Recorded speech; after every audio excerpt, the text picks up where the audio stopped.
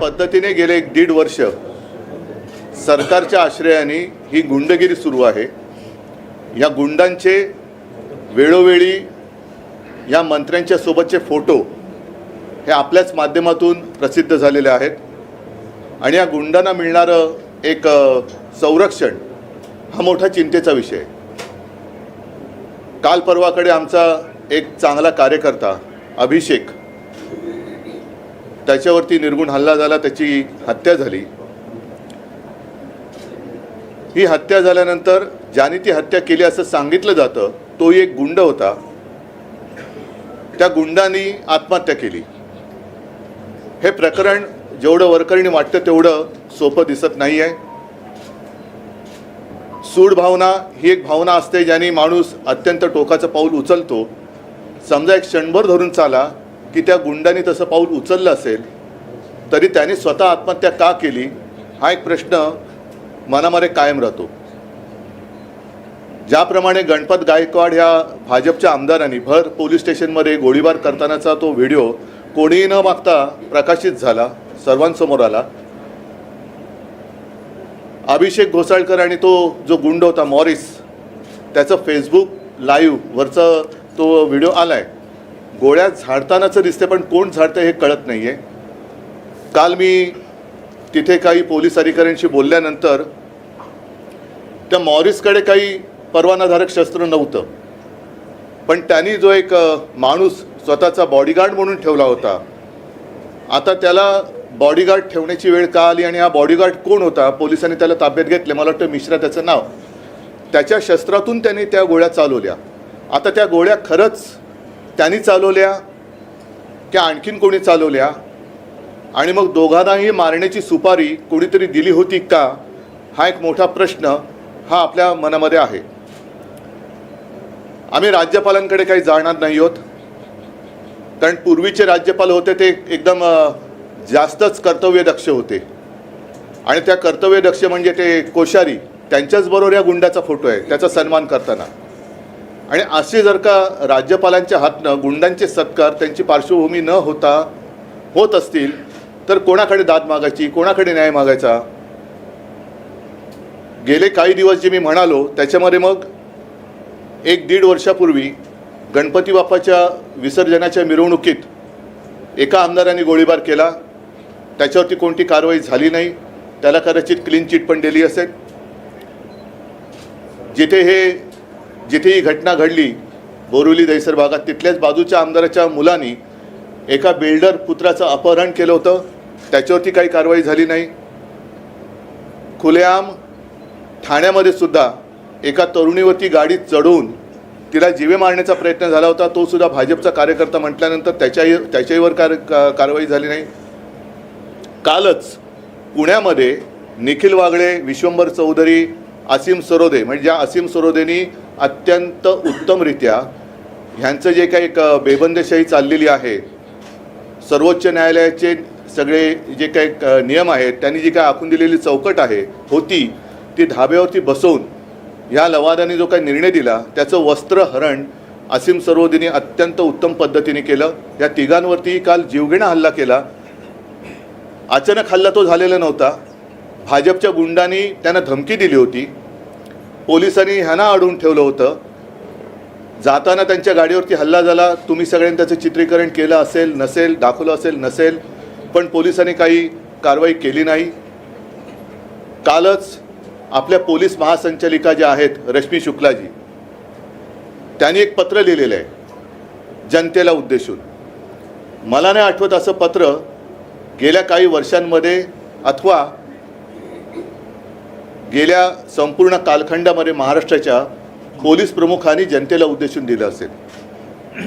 त्याच्यामध्ये मला असं वाटतं की एक थोडी तरी माणुसकी, जिवंतपणा ह्या शुक्लाबाईंकडे आहे, म्हणूनच त्यांना ते कळले की आता पोलिसांवरती जनतेचा विश्वास राहिलेला नाही। ज्या पद्धतीने काल देवेंद्र फडणवीस बोलले, मी त्यांना कलंक बोललो, फडतूस बोललो, आता माझ्याकडे शब्द नाही आहे, म्हणजे फडतूस कलंक हे फारच सौम्य शब्द झाले, पण निर्घुण आणि असं वाटायला लागले की यांची मानसिक तपासणी करावी की काय। आपल्या राज्याला एक मनोरुग्ण गृहमंत्री लाभलाय का अशीच कालची त्यांची प्रतिक्रिया होती, अत्यंत संतापजनक होती.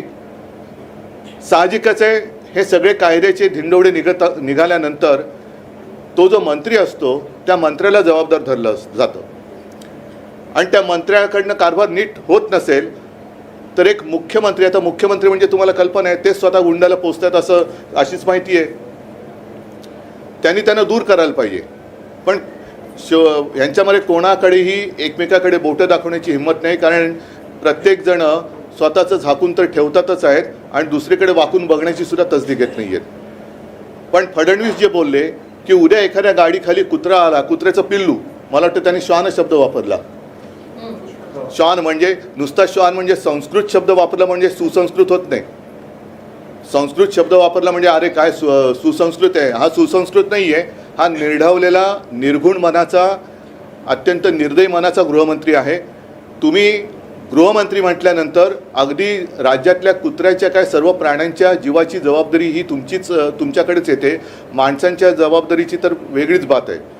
तर एक हत्या होत असताना तुम्ही त्याची बरोबरी श्वानाबरोबर करता.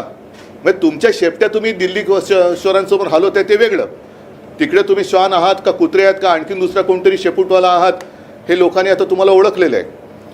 आणि एकूणच गुंडगिरी काही करा, खून खराबा झाला तरी काही करू, घाबरू नका.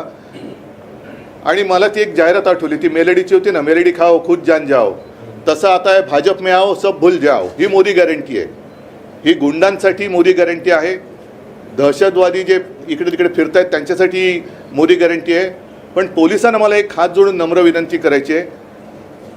मी स्वतः मुख्यमंत्री होतो आणि प्रत्येक वेळेला जेव्हा जेव्हा पोलिसांवरती आरोप झाले तेव्हा मी खंबीरपणाने माझ्या महाराष्ट्र पोलिसांच्या मागे उभा राहिलो होतो. याचं कारण पोलीस हे त्यांना जर का आपण मोकळा हात दिला, त्यांचं काम करायला मोकळा हात दिला तर अप्रतिम काम करतात. आत्तासुद्धा त्यांना जर का मोकळा हात दिला तर ते हे सगळे गुंड आहेत ते 24 तासाच्या आत तुरुंगात टाकू शकतील. आणि गुंडांवरती एक जरब पोलिसांची पाहिजे, कायद्याची पाहिजे, ते ती बसवू शकतात. मात्र जर सरकारच गुंडांच्या मागे राहिलं उभं, पोलिसांच्या मागे उभं राहायच्या ऐवजी, तर हे खून खराबे हे असेच वाढत जाणार आहेत. आणि म्हणून मला असं वाटतं आम्ही राज्यपालांकडे जात नाही, कारण राज्यपालांकडनं आम्हाला कोणतीही अपेक्षा नाही. मुळामध्ये राज्यपाल पद यापुढे ठेवावं की न ठेवावं हाच आता प्रश्न निर्माण झालेला आहे. आणि त्याच्यासाठी जसं आम्ही गेल्या महिन्यामध्ये जो एक जनता न्यायालय हा एक प्रकार केला आणि सगळं जे काय थोतांड होतं हे जनतेसमोर आणलं, तसंच आम्ही तुमच्या माध्यमातून ह्या सरकारची बरखास्तीची मागणी करत आहोत. या राज्यामध्ये राष्ट्रपती राजवट लागू करा आणि ताबडतोबीने निवडणुका घ्या, ही आमची आग्रही मागणी आहे. सर्वोच्च न्यायालयाला सुद्धा माझी जाहीर विनंती आहे की तुम्हीच एक आता शेवटच्या आशेचे किरण राहिलेले आहात. हे सरकार घटनाबाह्य आहे हे तुम्ही सांगून आता या मे महिन्यामध्ये एप्रिलमध्ये 1 वर्ष होईल, तरीसुद्धा हे घटनाबाह्य सरकार इकडे चालू आहे. हे घटनाबाह्य सरकार या महाराष्ट्रात राज्य करताना या सरकारचा कोणताही कारभार किंवा कारभारावरती वचक राहिलेलं नाही, त्यांना कारभार करता येत नाही आहे. म्हणून सर्वोच्च न्यायालयाला सुद्धा मी विनंती करतो की आपण ताशेरे मारलेत, यांना झापल्यानंतरसुद्धा शहाण्याला शब्दाचा मार पुरेसा असतो, पण यांना शब्दाचा मार पुरेसा होत नाही. तर न्यायालय हे न्यायालय राहिलं पाहिजे, त्याचं झापालय होता कामा नये. म्हणजे नुसतं झापलं आणि सोडून दिलं असं होणार नाही, कारण ह्यांना आता ते शब्दाच्या माराच्या पलीकडे गेलेत. कृपा करा, आपण एक शेवटची आशा आहात, आम्हाला लवकरात लवकर या आमच्या बाबतीत निकाल द्या, जनतेला आणि लोकशाहीला वाचवा, न्याय द्या. मी सर्वोच्च न्यायालयाला सुद्धा हात जोडून विनंती करतो आहे. मला खात्री आहे की माझं जे काही एक तळमळ आहे ती सर्वोच्च न्यायालय आपल्या माध्यमातून पाहिल आणि लवकरात लवकर आम्हाला न्याय देईल आणि या देशातली लोकशाही वाचवेल. आणि ती वाचवल्यानंतर मात्र जनता जी आज उद्विग्न अवस्थेमध्ये आहे, संतापलेली आहे, ती तिचं कर्तव्य बजावेल. आणि जनतेचा न्यायालयाचा जो निकाल आहे ती आपली जनता या निवडणुकीत दिल्याशिवाय राहणार नाही, ह्याचा मला दृढ आत्मविश्वास आहे. जे काही चालले हे नुसतं काल अभिषेकवरती हल्ला झाला, त्याच्या आधी आणखीन गणपत गायकवाडनी असं नाही आहे. तर याच्या पुढच्या सगळ्या आपल्या पिढ्या आणि पुढचं भवितव्य या गुंडांच्या हाती देणार आहात का, हा प्रश्न मी तमाम माझ्या महाराष्ट्रातल्या जनतेला बांधवांना, भगिनींना आणि मातांना करतो आहे. आणि मला खात्री आहे की जसं करोनाच्या काळामध्ये महाराष्ट्रातल्या जनतेने मला कुटुंब प्रमुख म्हणून जे जे मी काही सांगितलं ते ऐकलं, तसंच याही बाबतीत, कारण तो करोना होता त्याचा आपण सामना केला. हा एक वेगळा विषाणू आपल्या मतांमुळेच फोफावला आहे. त्यावेळेला मास्क घालणं हा एक त्याच्यावरचा उपचार होता. आता यांना मत न देणं हा त्याच्यावरचा एक मोठा उपचार आहे. आणि ते माझे मतदार, महाराष्ट्रातले मतदार खात्रीपूर्वक करतील ही मला आशा आहे. टाइम्स डिजिटलला लाईक करा, सबस्क्राईब करा, शेअर करा आणि बेल आयकॉन दाबायला विसरू नका. पाहत रहा टाइम्स डिजिटल.